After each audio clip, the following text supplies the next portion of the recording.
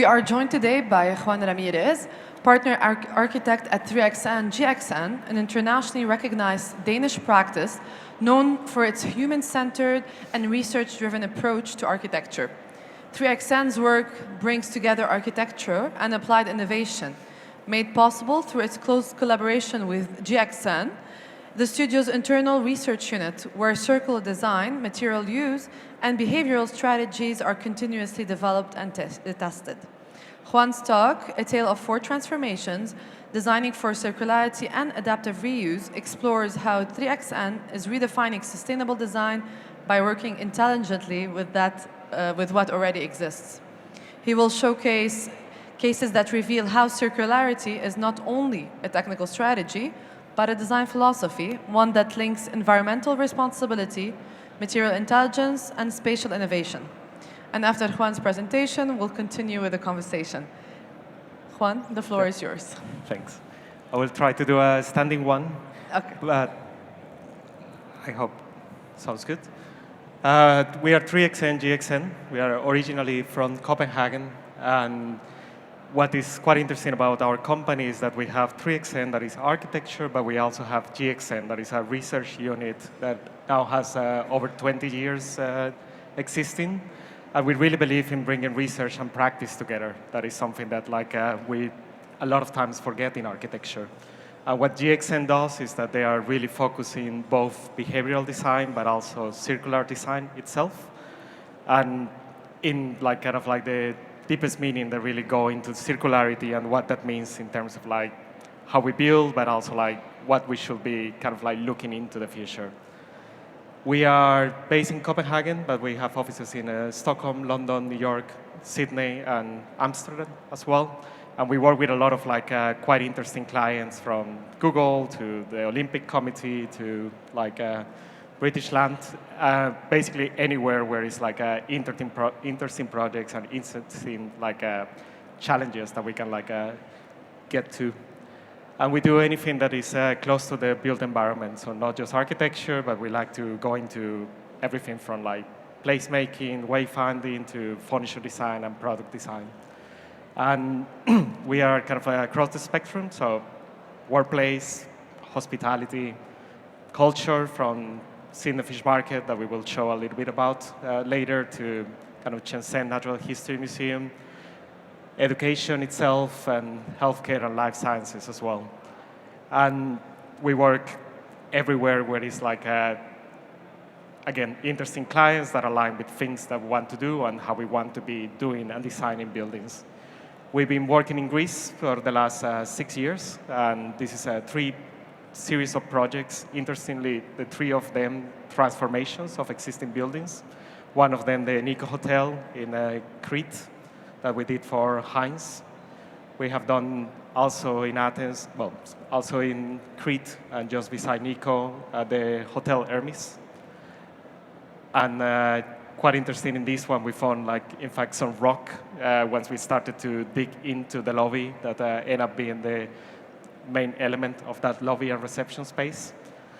And we have also done the Grand Hyatt extension here in Athens, which includes a transformation of existing building and an extension itself. And currently we are working in some potential new projects in Athens, but also some projects in the region, in Cyprus and Limassol specifically. But what I wanted to talk about today is transformation. And transformation is quite key because we are really bad at putting buildings apart. We are really good at building. We are really good at understanding how things come together, but really few people is talking about what happened with things once the life of the building is done. And of course, we preserve everything that looks beautiful. You go around Athens and you see so many beautiful buildings that are worth preserving, that we spend millions of pounds on, or euros on bringing back to life. But no one is talking about their unloved buildings. And we have plenty of them, way too many square meters, but also huge carbon footprint in them that is being more often than not simply demolished. And that's one of the questions that we've been tasked with a lot of clients, and it's how we can preserve these buildings and how we can do something different with them.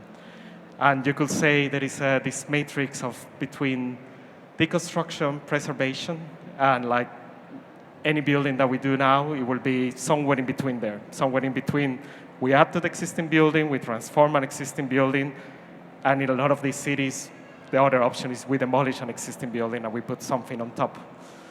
And once again, we are really good at putting something on top, but like we have no idea yet of like how we treat a lot of these buildings that now are being deconstructed.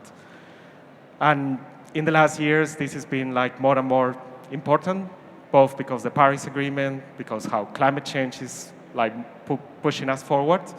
And well, what I want to bring today is like what that means for our projects and what it has been meaning for our company and our practice, and something that we see is really like getting to everyone else. And you could say the first type of transformation is really about like how we can go from business as usual to something that is more optimized. So the first thing is like, you could say we demolish existing buildings, we do something that works on top and that looks good. But the first thing that we can do is always optimizing design itself. This is something that generally we do through materials and picking better materials when we build. So you could say, for example, in T3, a building that we have done in Toronto, in the waterfront for Heinz, we have done a timber, kind of like massive timber frame, and you could say that's the first way of like doing better buildings, just optimizing the way we build, so we got like a lower carbon footprint themselves. And ultimately, buildings are still beautiful, great quality, they are slightly better for the environment, and they can bring us slightly down in terms of like that carbon footprint, but also what we should be doing for the planet at the moment. And you could say this, of course, like still has quite a nice feeling and quality to it, but something that probably we are quite used to. And you could say, well, this building is still quite new and quite good, and it serves its purpose, but it's still not pushing far enough. It's something that we are used to, and it's quite conventional. And kind of like how we bring that kind of like a full improvement of like sustainability and like full improvement of performance is something that we've been pushing a lot with Sydney and the UN, like the Sydney Fish Market, which we are finishing next month. And this is a project where from the beginning it was an empty site. We needed to create a fish market, 80,000 square meters. And it was a lot about like performance and how we can make it like extremely well performed. And in Sydney, it doesn't rain often, but when it rains, really rains. So we end up designing a roof that is just designed for performance. It doesn't do much more than just like make sure you can like bring all the water together. We can take all the water to like create the ice in the fish market itself, but also where we created these single elements or cassettes that are in the roof that like are like producing all the energy that is needed for the fish market itself. And in these ones, we work a lot into just modularization itself and how we can basically create something that is like really modular and really simple. It was quite an interesting one. When you see the scale, this is the scale of like 3 football pitches. But each one of the modules is completely standard and completely the same. And the way we managed to produce these was, in fact, by getting all the movement joints to be different. So all the modules are the same, but the wave of the building is like kind of like changing with the movement joints itself. And it's quite a massive roof that in fact creates something that is quite unique. And when you see it in the site, it's like it's really bringing a new way of like looking at the Sydney Harbour itself. And now it's just like going through the fit out of the internal restaurants and elements, but it's quite an interesting one in terms of like bringing that merge between optimization of the geometry, but also the materiality itself. And I could say that you cannot do much more than that. Like that's kind of the end of the line of like what we can do without transforming and really keeping buildings. So you can optimize design and specification, you can do timber, and you can do really smart, beautiful stuff. But then that's kind of the end of the line. Like then the next thing that we can do is just retention, and it's like keeping a lot of these buildings. And something that is quite interesting with retention is that at the same time that we are trying to retain, we are trying to improve the quality of all the spaces, because it's harder to sell new workspaces, it's harder to sell new shops if they don't look completely new and they look like shiny and nice. And this is basically what people want, but this is the type of buildings we have. And that's kind of like quite an important challenge that we will like be having in the next decade. And I will bring next, well, 2 of these buildings that we have done, where we have like basically tried to escape the demolition of them and really try to bring something new. And I believe it's something that we all will see a lot. It's like tons of obsolete to-be buildings in our cities. You walk around almost any downtown and you see empty buildings that need a new life. And it's something that we will need to see more and more. There is 3 projects that are transformation that I will share. And the first one of them is here in Greece. So this is Niko's project in Crete. And this was quite an interesting project because this is what we saw when we went to the first site visit. Heinz proposed to just come, have a look at a hotel that we cannot really get more than 50 euros per night anymore, and see what you can do. It's like, can you take off the facade? Can we demolish part of it?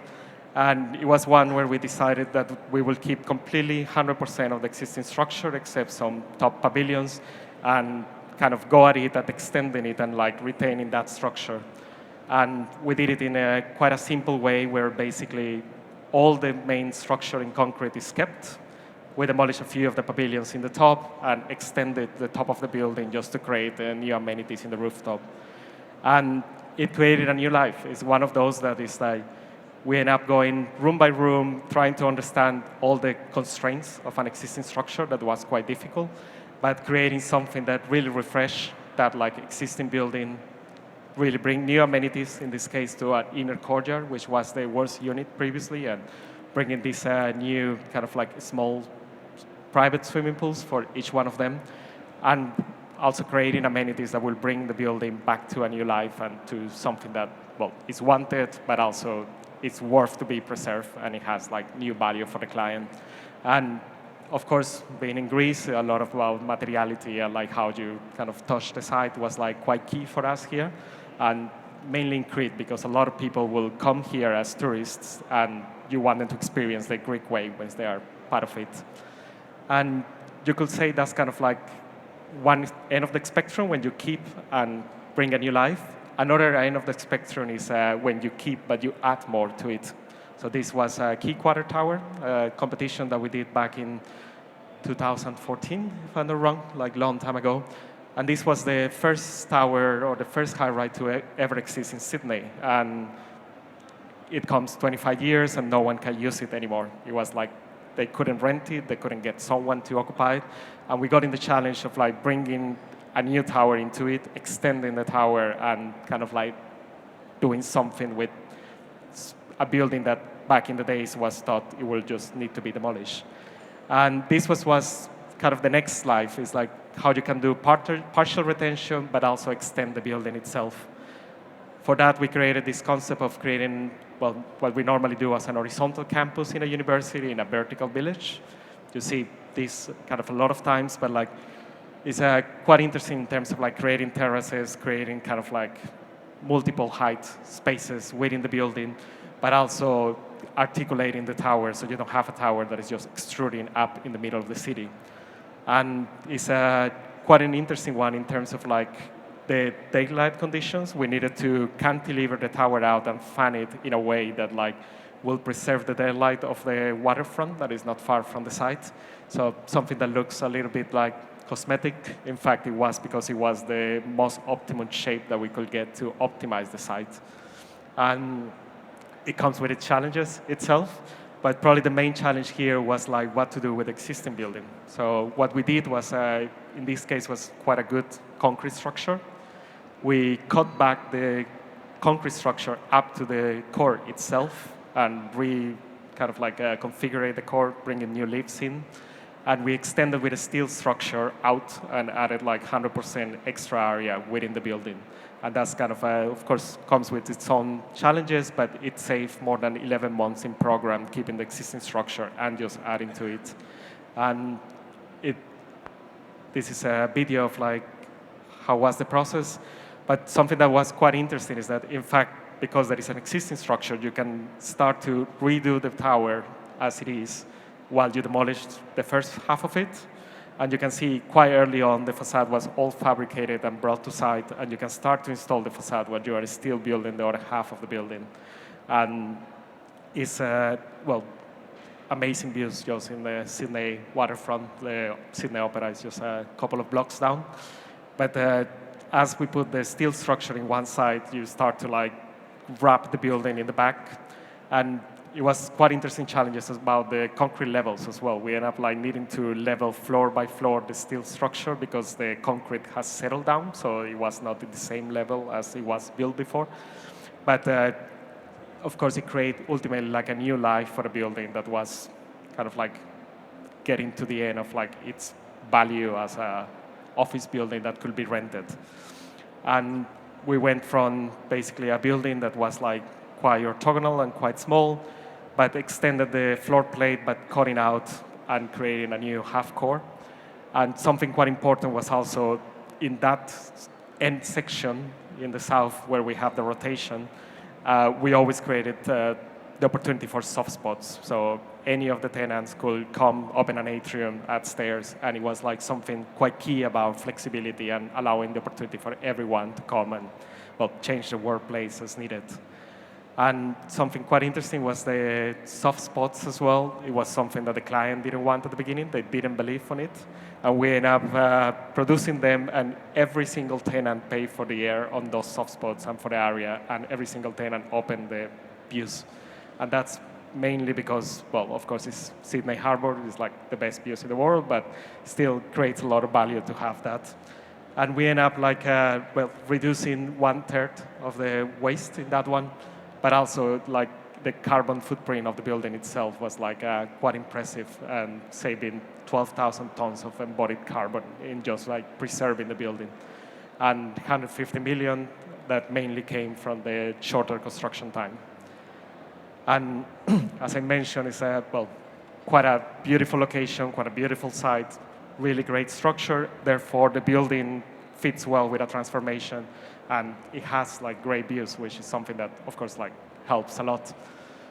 But the last project I bring is quite different. It's a project where, well, at some point you also hit the bottom of like what you can transform, because you put a lot of like new steel, a lot of new stuff inside these projects, and unless you are doing a project where you basically upcycle everything, still we are not getting there in terms of like resources and how we use the resources itself. And that's quite important because operational carbon is being going down, so no one is talking about water efficiency anymore or PVs or like 800 units. That's done. It's great. It works. We got there. But the embodied carbon in 2050 is going to be where the carbon of our buildings is, because the operational carbon keeps going down. The grids are getting more electric. And that's something that we need to think about as well. It's like what we do in 2050 when these two meet, and we need to start to cut really from the embodied carbon of the buildings itself. And this is something that we are not there yet. We are probably 20 years away, but we've been experimenting a lot with, because it takes a lot of testing and a lot of like, well, try and will of clients, but also governments and politics to get there. And we've been lucky enough to do this project, another project. A lot of the transformation projects always start with like a really odd site visit when you don't know where things are going to go. But this was for 𝗏𝗏𝗏𝗏. So 𝗏𝗏𝗏𝗏 is the largest demolition company in Denmark, and their CEO is quite a particular guy that wanted to invest a lot of money on like demonstrating what is possible in the circular economy and what is possible in terms of deconstruction. And we got the challenge of basically within the region of Copenhagen, everything within 100 kilometers radius, basically get a full catalog of products that we could use with the condition that absolutely nothing could be new. Everything needed to come from a demolition site that these guys would been working on. And it was like a super interesting project because you don't have any rules. You also don't have material libraries. You don't have anything to choose from. You have like the client calling you every 6 hours to say they found some bricks and they look good and they will bring them to site and maybe we can have a look if we can put them somewhere.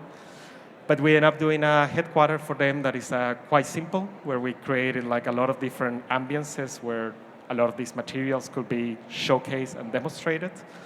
And we create kind of this material catalog. We didn't have materials that we could choose from, therefore we created a catalog of opportunities where we can guide slightly how the process is going to go.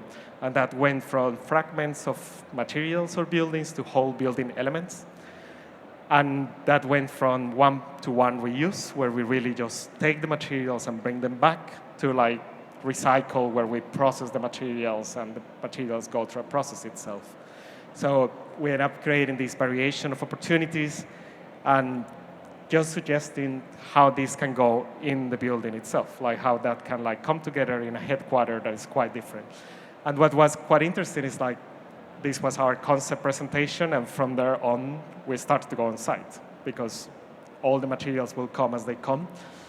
We created the first concept being a collection of objects, so having 3 main objects with quite differential colors, and we end up trying to do this like, well, for example, the black box can be brick, can be timber, can be metal. We end up finding black timber, so it ended up being black timber. But it was this idea of like just creating a framework where we then develop how the things can be applied on site and how they can be tested, because it was a lot of like conditions about like, we needed to basically go back with the engineers and test one by one every single of the elements, so they will be allowed on site. We needed to test everything through fire and almost one-on-one again, just because it's something that it has not been done. All the landscape is upcycled as well. It comes from like different elements of like other landscapes or buildings around, and it includes like, of course, a quite aggressive increase in biodiversity on what was previously a warehouse. And what is interesting is like doing these buildings, when you go to the extreme of preservation and the extreme of upcycling, comes with its own materiality and its own patina. Every single material is being used before. Every single material has a life, and it has like quite some texture. It's nothing new on it. In this case, it works well for the client because the client, well, is a demolition company. Their employees are people that come from site with boots, and they need to feel comfortable anywhere. But we're upgrading something that is not as usual as the silverfish market that I showed before, and 1,600 square meters, not 80,000. But quite a different project in terms of like really trying to bring this idea of like, well, if you really want to do something meaningful, you need to go much further than just upcycling the building. You need to start to look into like also what is the next layers and how we can deal with what is inside nonetheless. And even now when you tour the building, it's like every single material has a second life. You have seen it in a previous building if you know the city of Copenhagen well enough. And all of them has these like small stories that you can tell. And it's some really fun ones. For example, the hollow slabs in the second floor was something that we challenged ourselves to do. We wanted to upcycle the slabs. At some point, we were missing 3 slabs because there was not any demolition site with concrete. And we had a hole in the second floor for 3 months, but it was still the condition of like we needed to wait because nothing can be new, and the client will not accept that we will just go and buy it. And it was odd stuff that we did. So for example, all the windows used to be doors before, but we couldn't use windows because the fire testing was not allowed on the windows. And we found doors that passed the fire testing, and we ended up using the doors and cutting them off just so we can pass the fire testing. But it's a little bit of like a lot of flexibility needed on the, well, how we get there and like what is needed in terms of steps. And that's the last slide. I think I went too fast, but it gives a good idea of like, well, where we are as an industry and where things are moving. And I think it's something that if it's not happening that much in Greece, and I'm sure it is happening, it's really coming. Like in the last 3 years at 3XN, every second project is a refurbishment of some kind. And even the 3 projects that we have now in Greece, well, 3 out of 4 projects are refurbishment, and it's something that is really like, we believe, coming for us, and we need to probably be smarter on the, well, sharing knowledge and getting there. I will go back to the seat. Thank you.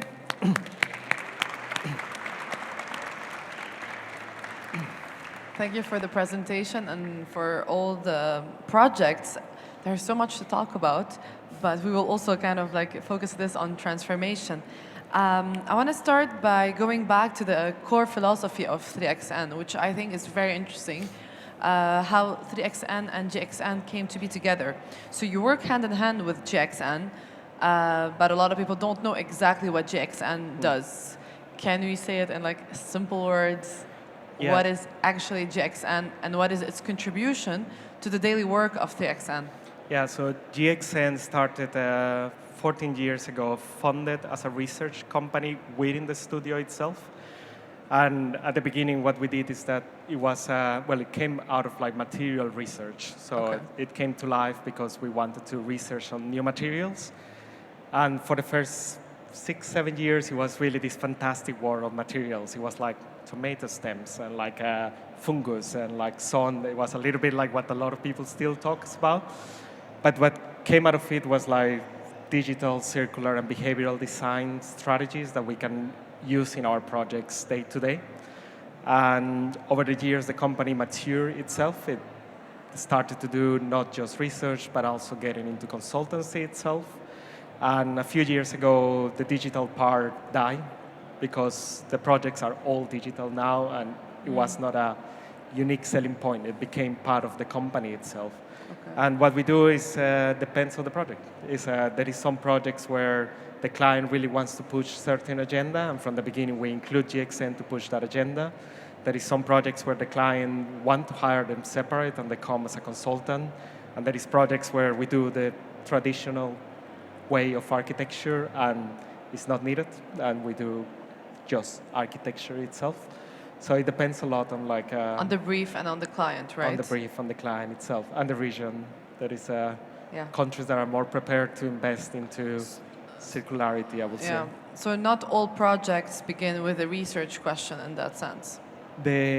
Not really. So what we try to do is there is a big enough catalog of answers, and depending on the question, we will go in there or not. It's really depending of like, we really believe on listening to the client and what the client needs, so it's not imposing our way of doing stuff, but if it makes sense for the client, the context and the project, we will bring some of the tools in the catalog to like help that process itself. But somehow always there's always research that emerges from projects. Yeah, and it's it's kind of like we try to connect the research back to the architecture and the practice and the other way around as well. Can you tell us a bit about what is behavioral design philosophy, which is also pretty much at the very center of how you design? Yeah, so in terms of behavior, well, we used to say back in the days that architecture shapes behavior, but behavior should shape architecture as well. And it's a lot of learnings that you get from buildings itself. And now we have our own behavioral research unit. And what they try to do is understanding the briefs of the clients a lot of times. So every single brief that we have is they want the healthiest, more sustainable building with the best lobby, extremely social, open. Like any other brief. Like any other brief. And what we do is like using, psychology and like human sciences to really understand that and see what that means. So for example, in the Olympic headquarters committee, that means we have a central stair, and the stair is probably the most uncomfortable stair in the world, but the landings are really far from each other because we wanted social spaces to be in between the landings, because people use the stair, but you want to force the interactions. And it's a lot of that mix between like how we can make design better by understanding how the users are gonna using the feel space. and using the space itself. So basically the outcome of it in built form depends on the project and depends on how user would behave. You kind of are simulating, right? How people would behave in a space. But also it's understanding how the space needs to feel. Like if you put an example in hotels, it's like maybe some things that you want to touch in a hotel, like... but even the feeling is like you have hotels a lot in... If you imagine a hotel in Shoreditch, in London, you imagine brick, and it's dark, and it's black ceilings, and you have a fireplace, and there is comfortable furniture. If you imagine a China Mandarin Oriental, it's like marble and shiny, and it's quite solid, and the acoustics are different. And even understanding like how people need to feel in the space before you design the space will dictate your palette, dictate your lighting, your acoustics, because it's a lot about like just how you want people to behave and feel in the spaces itself. So it's quite key when you are like trying to understand, and therefore the client is really important, because a public space that you want it to be safe feels really different to a public space that is like just a transit public space, for example. And what's interesting is that basically this is what you bring into a brief and to a client. So this is kind of like the input that 3XN and GXN has on projects. Let's talk a bit about circularity and adaptive reuse, which was the center of this presentation. And I like that you frame it as an expanded view on preservation. What does transformation mean to 3XN today? And how is it different from traditional renovation and conservation? You mentioned that one of them is partial renovation, partial demolition. How does it fit within the narrative of 3XN? Yeah, I think right now is quite key in the way we see projects. Yeah. And I think now every time we see a brief, the first thing that we will think about is like, can we keep the existing? Because it has to be done. It's like it feels like it will be wrong if we are just going again and again, demolishing more buildings. And at least for now, for us, it's the only thing we can do for making a better planet. I think sustainability arrived to a point that all the efficiency, we got so good at it that everything we can do from here is on the specification part, but we do that as well already. And now it becomes like transformation and human science is the next frontier. It's the next two things that we have control on and can improve both the planet but also the users. But how do you decide what to keep and what to replace? Like, for example, the Sydney Tower. You kept, let's say, the core, but you did replace a lot of the facade, a lot of other things. Yeah. How is that decision made in that sense? Because not everything is kept. Yeah, I think it's becoming more scientific, and that's where the research part is quite key. So, for example, we are doing Euston Tower in London. That's an existing 70s tower that, again, is arriving to the end of its life. And we spent 1.5 years with the city trying to keep the tower, and it was not possible. The concrete was not good enough. The foundations were not like really what we needed for a building that could be, could have a second life and a new tenant and attract like a top class A office space tenants. And what we ended up doing there was like just working in a research project together with British Land and cutting the slabs and keeping the concrete slabs intact and bring them back to site in the new building. So a lot of times it goes deep into in this case we did a pre-feasibility study, we studied the building, and it was not possible to keep. We keep the core, we keep the piling, but that's as much as we could do. And then it came like, okay, how we can do something more, and that became a research project of like how we can deconstruct the slabs in a way that we could reuse the concrete, which is normally the part that you will crush away and just put in land infill, which is probably the worst. But I mean, there is some sort of financial decision, of course, to it, but there is also a dedication in terms of doing the research. It's easier to demolish, like you tear it down, you start from scratch. But definitely there is much more dedication in terms of understanding what should be kept, what shouldn't be, understanding also the value of certain things. And from a financial aspect, how would that make sense? In all honesty, it doesn't make sense yet. Okay. It's like research is really, really expensive. And it doesn't always work. So in these upcycling concrete slabs in London, we spend £400,000. Maybe we can keep them, but we will have paid for a lot of concrete slabs with that money.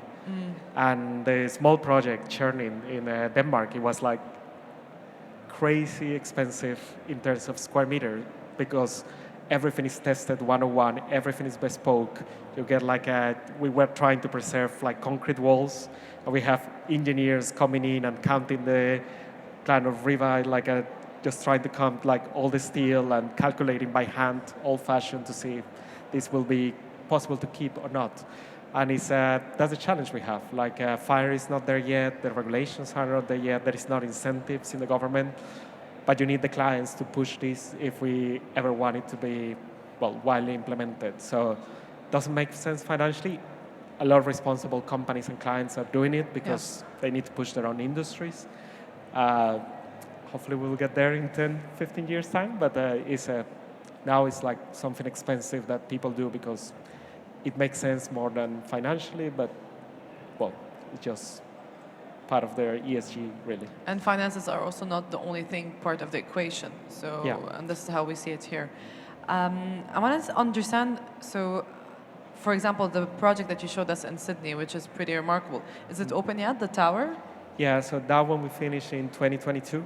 Okay. So it's a couple of years ago. But the fish market is not ready yet? No, that one is finishing the 15th of January. So if hearing, anyone is around there. I was going to say, I've been hearing it's been years that I've been hearing about this project, and I can't wait to actually see how this is going to be when it's done. But in the context, for example, of that Sydney Tower, how did a partial retention shape a new architectural identity? Also, it's quite emblematic in the city, in the skyline. Yeah. How do you manage to do that? In this one, in all honesty, it was like a long process. So the building was finished in 22, competition was something in 2014 or so. So it took a good 8 years to complete. I think COVID also came in between. And what was quite interesting in that one is that it was like a big international competition, like SANA, OMA, like a lot of the big guys were there. And carbon and kind of like circular economy and sustainability was not a conversation at all. That didn't exist in 2014. No one was doing carbon calculations or LCAs. That was not a thing. And we kept the building, and it was possible because it will save 1 year of program. The building will be finished 1 year faster than any of the other competitors that will demolish, do piling, start again. And what is interesting is that dictated the floor-to-floor heights, that dictated that half of the building is concrete, half of it is steel, so when you are inside, you do see the division between the old and the new. And that dictated the shape of the core, the efficiency, how everything needs to work inside. And then we have freedom in the new part, and that's kind of where a lot of the fun happens and a lot more the interesting moves. And what is interesting is that shaped the building, and by the time the building was finished, everything the client talked about is carbon. We did this because we were saving the planet, and it's like, it changed so fast, the conversation, that it makes sense now that we have done this 10 years ago. And probably that's where like the decisions that we are taking now are not easy, but they will make a lot of sense when we finish a lot of these projects that normally take at least 5 to 8 years to build. And do you see like a large-scale transformation becoming kind of the new norms in terms of high-rises and commercial construction? I think it's getting there. So it's like if you put a couple of examples, in New York, Park Avenue is the most expensive square meter in the planet. There is 2 new towers in Park Avenue since the 50s because it's so expensive to demolish that no one can build there without retaining. And Foster's have done 2 of them, retaining the existing buildings itself. And you have London, like Canary Wharf, like all the city of London. The regulations don't allow you to demolish anymore. Like it's in those cases, it's policy with what will push you to retain, because you will never hit the carbon targets. You will be taxed super heavily if you don't get there, and there is no way to hit the carbon targets if you are going to demolish and start again. It just doesn't add up. So I think as a lot of the regulation is changing, the European carbon tax law is coming next year, and that will start to push a lot of buildings to pay tax if they are over a certain amount of carbon, and we will all start to talk about carbon numbers, which is outdated, but like I think it's moving there, and if the politics helps, it will move much faster. Of course, always you need regulations for these things, and obviously the conversation is more Eurocentric than in other places around the world. Like Eurocentric, and also US, where you have like more denser cities that are already that needs their buildings to be more optimized and kind of more anchored in the 21st century. Let's look back at Greece a bit. You showed 1 or 2 of the projects. Actually, the hotel transformation was pretty interesting. What did working in Greece allow you to explore, or maybe test, in terms of adaptive reuse? Well, in terms of adaptive reuse, in fact, that was a really tough one. So hotel. It was like 2 of the hotels. Niko Hotel had like a really crazy layout. So it was done kind of like room by room. Nothing makes sense structurally. And we end up like needing to kind of work with it and trying to make the best out of it. So that, in that terms, meant we basically do everything fit to what was there, and it was a lot about like how we can optimize the structure so we can add like new amenities and swimming pools, which are quite heavy, and make the building behave in seismic ways like quite differently. In the hotel just beside, also for the same client, what was quite interesting is like we started to demolish the building and we have finished design already. And then we discovered this amazing stone that basically the building was sitting on. And we changed the whole design of the lobby because it was crazy to just cover the amazing stone and like do a lobby that would just look shiny and new. And we ended up like redesigning and convincing the client to pay for like going through doing this again and kind of like really exposing what was there on the site. And I think in terms of Greece, it's like there is quite an amazing material culture. There is a lot of like really great materials. There is a lot of tactility, and that's something that you really need to get into to make something that feels good for the place. It's not necessarily everywhere, but it's something cold and tactile about like Greek architecture that is like, it works extremely well. It takes a bit to understand, but makes sense culturally also. It makes sense, yeah. It's very interesting one of the most important things is like how architects can convince clients to do things in a different way, and how flexible also they could be in their process. So for example, you just mentioned this wall in the lobby that you just couldn't hide. And this also talks about your processes in terms of, which is also very much research-based. How much can you integrate things that you are discovering along the line? If I'm going to look a bit more broadly than Greece and look a bit at the Mediterranean environment, in terms of light, in terms of climate, and in terms of heritage, how does that make you think about circularity and transformation in the bigger, because I know that you have also projects around the Mediterranean. No, I think it's quite key to be quite flexible on the buildings. We are doing a large master plan in Limassol that is close enough to be on the same kind of earthquake zones and Mediterranean. Yeah. And something we've been testing there and trying is, it's a little bit polemical, but like we are trying to do a building that is really heavy in the carbon because it has to be a new building. And we are designing a structure where you can put 30 stories in 15 years' time if you need to. And it goes a little bit in the other extreme. It's like we are trying to design something that can withstand a second life because we know these buildings will be kind of like great for 20 to 40 years. And it's been quite a nice challenge because in seismic terms, it's like it's its own kind of like quite amazing challenge, but like it's something that we've been discussing a lot, and it's just like how we can bring that future flexibility. Like I think when you work with transformation, it's a lot about what you get, and you cannot plan for that. It's discovery. But we've been trying to do a little bit more on like, okay, if we need to do a new build, like how we can really push for it to be preserved and like be not necessarily loved in 40 years' time, but like have enough good bones that it can be kind of like brought to a new life if needed. Juan, I could keep up this conversation forever, but I have the zero looking at me here. So I want to finish with a closing. So if you had to summarize 3XN's design ethos in one sentence, what should people feel when experiencing your buildings? Oh, I would say like we would like to do inform buildings, not form buildings.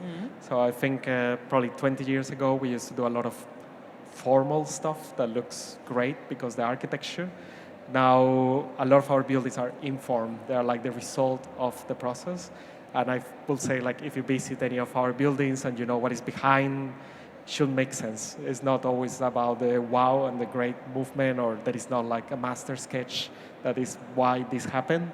They are the result of a process, and they're the result of a specific brief on a specific space. So I think they should make sense. That's at least how I would like to think about it. That's a beautiful conclusion. They should make sense. Yeah. Thank you very much, Juan. Well, thank you. Thank you.